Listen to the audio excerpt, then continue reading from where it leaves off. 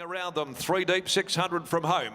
A length away, Acasinger. Reveille is down on the inside. Next from Celtic Wizard. A length and a half, Esperanza going up, splitting Royal Archie and also I'm a Love Man. Then Sun Trapper. Forget Puro Doro as heads had turned in the last. And Laurentinio straightened for home. A length in front of Compass Point. Regal Class looking to get clear at the 250. Laurentinio a length and a half. Regal Class with the inside run. Compass Point. And then Reveille is starting to run home pretty well in behind them with 100 to go. Regal Class shut up on the inside to grab Laurentinio, followed then by Reveille, but Regal Class too strong for them in the final event. Regal Class beat home Reveille, and then on the outside Laurentinio. Celtic Wizard ran fourth, Compass Point fifth in, then I'm a Love Man, Esperanza, Acasinger, Royal Archie beat a few home, including Sun Trapper, then Black Smuggler, and the one tailed off all of the way was Puro Doro.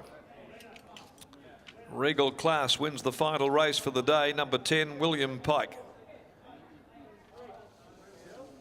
If you're ever in any trouble going into the last race on the card and Pike's got a ride, well, you're halfway home. 1:24.05, he gave it the gun run, beat home Reveille and Laurentinio third in. It'll be close for fourth, Compass Point, Celtic Wizard. There was little between those two at the finish of the race. In fact, the judge calls for the photo for fourth.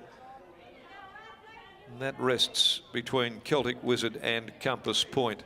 Could go either way, but Regal Class, too good for them. The filly by Al Maher from Special Reserve, beautifully bred, 3-year-old. The second victory in 5 runs, prepared by Team Williams for Peter's Investments, handled by William Pike. 2:41.30 beats number 12, Reveille, by High Chaparral out of Europa Point for Brian Bradley, Peter Walsh, John Cyprian, trained by Dan Morton, ridden by Chris Parnham. $1.50 for the place, and Laurentinio in the trifecta play of the day, weighing in third by Demerit from Tribal Secret for Sam Trimboli, trained by Jim Taylor, ridden by Jason Brown, $1.50. Now fourth, number 5 got it in the photo, Celtic Wizard in front of Compass Point by a nose. 10, 12, 3 and 5 they are in 1:24.28. They've run home in 35.65, 1 length and a short neck, the official margins. As we round it out down in the winners' enclosure, with Adam McGrath after the victory of Regal Class. W. Pike showing his, giving it the absolute run of the race. Certainly was given a gun run there by William Pike, as we see so many times in race 8 at Ascot. And just how to sit a little bit closer today, Grant, with the blinkers going on. Yeah, well, she drew good and blinkers on, so she's a little bit sharper. So, yeah, looking at today, it was pretty good to be behind the leader. There's been some really big improvement in those last 3 performances. I think 2 starts at Bunbury behind Bushfire Blonde had absolutely every chance to get past and didn't want to. Then last start, a Night Pro was a mile in front and ran that down. And then today with the blinkers on, just looked a lot more professional. Yeah, I think she's always probably wanted the blinkers, but, you know, she's been really consistent throughout just a few starts. And we give her the benefit of the doubt last start, not putting the blinkers on, and she ran around a little bit, so we sort of found an excuse. You see a horse that you just continue just to step through the grades with and slowly build up that prize money? Yeah, I think so. You know, we'll probably hopefully look to a 3-year-old race maybe on a Saturday. She just keeps taking another step, so while she's doing this, we could probably look a little bit further. We're taking that step at home, on the track as well. Are you seeing that at home in the way that she's working around? Oh, she's just really tough. She cops to work and eats really good, so that's always a plus with these fillies. Tell us about the weekend. Are you excited for this weekend, mate?